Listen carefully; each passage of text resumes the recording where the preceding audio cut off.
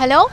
मैं सोनाख्या समादर IIT jam 2016 के AIR 25। आज मैं आपको दिल्ली नॉलेज ट्रैक के माध्यम से बताना चाहती हूँ कि मैंने कैसे आईआईटी जैम के लिए प्रिपेयर किया था और आप क्या क्या बुक्स और स्ट्रेटजीज़ फॉलो कर सकते हैं इस एग्ज़ाम को क्लियर करने के लिए। तो पहले मैं आपको मेरी बैकग्राउंड के बारे में थोड़ा बताना चाहती हूँ। मेरा प्राइमरी एजुकेशन हुआ था कोलकाता में। मैंने ग्रेजुएशन किया था सेंट जेवियर्स कॉलेज से विद ऑनर्स इन स्टैटिस्टिक्स और उसी के बाद मैंने आईआईटी कानपुर से मास्टर्स किया है और फिर मैंने 1 साल एक्सेंचर में जॉब करके अभी मैं इंडियन स्टैटिस्टिकल इंस्टीट्यूट कोलकाता की JRF फेलो हूँ। तो आईआईटी जैम में मैंने एग्ज़ाम दिया था मैथमेटिकल स्टैटिस्टिक्स के लिए क्योंकि मेरा ग्रेजुएशन का टॉपिक था स्टैटिस्टिक्स में। तो पहले मैं आपको बताना चाहती हूँ कि एग्ज़ाम का पैटर्न क्या होता है और कब नोटिफिकेशन आता है इसके बारे में। तो आईआईटी जैम का नोटिफिकेशन आपको आ जाता है मोस्टली सितंबर या अक्टूबर के मंथ में और एग्ज़ाम होता है फरवरी में। तो आप प्रिपरेशन अगर स्टार्ट करना चाहते हैं तो बीएससी के फर्स्ट ईयर से ही स्टार्ट कर दीजिए। मेरा रिकमेंडेशन आपके लिए यही है। और फिर आपको इसका जो एग्ज़ाम होता है ये 3 आवर्स का होता है और पूरा ऑब्जेक्टिव टाइप का होता है। इसमें आपको मैथमेटिक्स का भी पार्ट रहता है, साथ साथ स्टैटिस्टिक्स का भी पार्ट होता है। तो मैथमेटिक्स का जो पार्ट होता है उस पे मोस्टली होता है कि लीनियर अलजेब्रा और रियल एनालिसिस, डिफरेंशियल कैलकुलस, इन्हीं सब का पार्ट। और जो स्टैटिस्टिक्स का पार्ट रहता है वो आपको प्रोबेबिलिटी का पार्ट रहता है, इन्फरेंस का पार्ट रहता है और मोस्टली जो नॉन अप्लाइड टॉपिक्स है, मैथमेटिकल टॉपिक्स है, उसी के ऊपर ज़्यादा स्ट्रेस होता है जैम के एग्ज़ाम में। तो आप पहले मैं आपको बताऊंगी कि आप मैथमेटिकल पार्ट के लिए कैसे प्रिपेयर कर सकते हैं कि जो लीनियर अलजेब्रा, रियल एनालिसिस और डिफरेंशियल कैलकुलस का पार्ट है। लीनियर अलजेब्रा का लिए आपको हाईली रिकमेंड करूँगी मैं राव भीमाशंकरन के बुक, और इसके साथ साथ आप देख सकते हैं मापा के लीनियर अलजेब्रा का बुक भी। वो बुक थोड़ा इजी है, आपको समझने में ज़्यादा आपको सुविधा मिलेगा। और उस बुक आपको मास्टर्स हो जाने के बाद आप राव भीमाशंकरन भी देख सकते हैं। वहाँ के क्वेश्चंस थोड़ा हाई लेवल के हैं तो इससे आपको प्रैक्टिस हो जाएगा अच्छी थोड़ा डिफ़िकल्ट प्रॉब्लम्स भी। और आप रियल एनालिसिस के लिए मैं आपको सजेस्ट करना चाहती हूँ रियल एनालिसिस का बुक बाय SK मापा। इस बुक में बहुत सारे टॉपिक्स हैं जो आपको आईआईटी जैम में काम आएगा प्रैक्टिस करने के लिए। तो आप टॉपिक्स प्रैक्टिस करने के बाद इसके साथ साथ क्वेश्चंस भी होता है, प्रैक्टिस क्वेश्चंस, जो आप प्रैक्टिस करके आपका होल्ड ज़्यादा बढ़ जाएगा इस टॉपिक के ऊपर। और फिर आता है डिफरेंशियल कैलकुलस। डिफरेंशियल कैलकुलस के लिए भी आप कोई भी बुक देख सकते हैं, ऑनलाइन बुक फॉलो कर सकते हैं, अपने क्लास की नोट्स देख सकते हैं।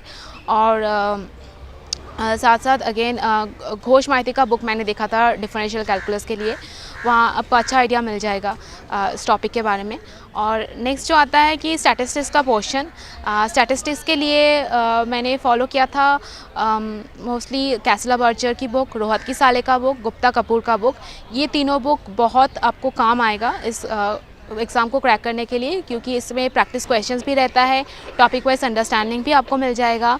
और इसी के साथ साथ आप अगर थोड़ा और प्रैक्टिस करना चाहते हैं तो मैं आपको कॉम्बिनेटोरिक्स और प्रोबेबिलिटी के लिए सजेस्ट करना चाहती हूँ देवेश रॉय और AM गुण के प्रॉब्लम्स इन प्रोबेबिलिटी थ्योरी का बुक।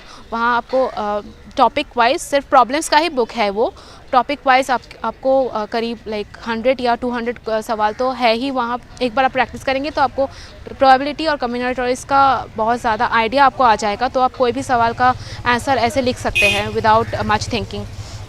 और इसके साथ साथ मैंने जो किया था कि टाइम देख के मैंने प्रीवियस ईयर्स का क्वेश्चन सॉल्व किया था। आप टाइमर सेट करके पूरे 3 आवर्स में एक पेपर सॉल्व करने की कोशिश कर सकते हैं पूरा पेपर। और मैं बस ये नहीं कहूँगी कि आप आईआईटी जैम का ही प्रीवियस ईयर पेपर देखें, आप ISI का भी प्रीवियस ईयर पेपर देख सकते हैं जो ऑब्जेक्टिव पार्ट होता है और सब्जेक्टिव भी, क्योंकि सब्जेक्टिव पार्ट से आपको टॉपिक का आइडिया मिल जाएगा, आपको थोड़ा आइडिया मिल जाएगा कि कैसे करना है, क्या क्या क्वेश्चंस आ सकता है, क्या क्या टॉपिक्स आपको पढ़ना है। तो यही मेरा आपके लिए सजेशन है। और इसके साथ साथ आप कोई और भी अच्छी तरीके का बुक है जो आपके लाइब्रेरी में मिल जाता है, कुछ थोड़ा हायर लेवल का इन्फरेंस का बुक्स। और लीनियर मॉडल्स का बुक्स जैसे कि बापट के लीनियर मॉडल्स का बुक, और उसके साथ सी आर राव के लीनियर अलजेब्रा का बुक और लीनियर मॉडल्स का book by R P Bapat also, वो भी आप देख सकते हैं। ये भी आपके प्रिपरेशन के लिए काम आएगा। और 3 आवर्स के ये जो एग्ज़ाम होता है, इस पे आपको दिमाग बहुत ठंड रखना होता है, क्योंकि इसमें एमसीक्यू के साथ 2 पार्ट होता है एमसीक्यू का, और एक पार्ट होता है एमएसक्यू का, जिस पे आपका मल्टीपल सिलेक्ट आंसर्स है। तो वहाँ एक से ज़्यादा भी आपको आंसर सही हो सकता है, और आपको सपोज़ आपके पास जो 4 ऑप्शन है उसमें से 2 ठीक है और आपने एक को टिक किया है, तो आपका वहाँ मार्क्स नहीं मिलेगा। और जैसे जैम में आपको नेगेटिव मार्किंग भी होता है, जो एमसीक्यू होता है उस पर आपका नेगेटिव मार्क्स होता है। लाइक आपका पर क्वेश्चन अगर आपका मार्क 1 है तो आपका नेगेटिव हुआ तो आपका 0.83 मार्क्स घट जाएगा। और इसके साथ आपका लास्ट जो पार्ट होता है fill in the blanks type का होता है, कि वहाँ आपको कोई ऑप्शन नहीं मिलेगा, बस आपको एक न्यूमेरिकल वैल्यू बताना होगा जो आंसर होगा। तो लास्ट पार्ट में कोई नेगेटिव मार्किंग नहीं है और एमएसक्यू में भी कोई नेगेटिव मार्किंग नहीं है। तो अगेन आप पहला वाला एमसीक्यू के लिए ध्यान से कीजिए अटेम्प्ट, एमएसक्यू के लिए भी सोच के कीजिए, क्योंकि आपका अगर 2 ऑप्शन की जगह आपने एक ऑप्शन टिक किया तो आपको कोई मार्क्स नहीं मिलेगा। और ये भी ध्यान रखिए कि हर एक सवाल के लिए 1/3 आपका नेगेटिव मार्किंग है फॉर एमसीक्यू। तो मेरा सजेशन आपके लिए ये है कि कीप प्रैक्टिसिंग, जितना प्रैक्टिस करेंगे आप उतना ही आपका आइडिया मिलेगा।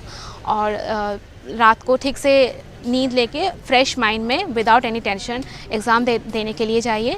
और अगेन मैथमेटिक्स का भी पोर्शन इस एग्ज़ाम के लिए बहुत इंपॉर्टेंट है, तो मैथमेटिक्स भी प्रिपेयर कीजिए और स्टैटिस्टिक्स का पार्ट भी प्रिपेयर कीजिए। And all the best to you for your exam, and thanks for watching me on Delhi knowledge track.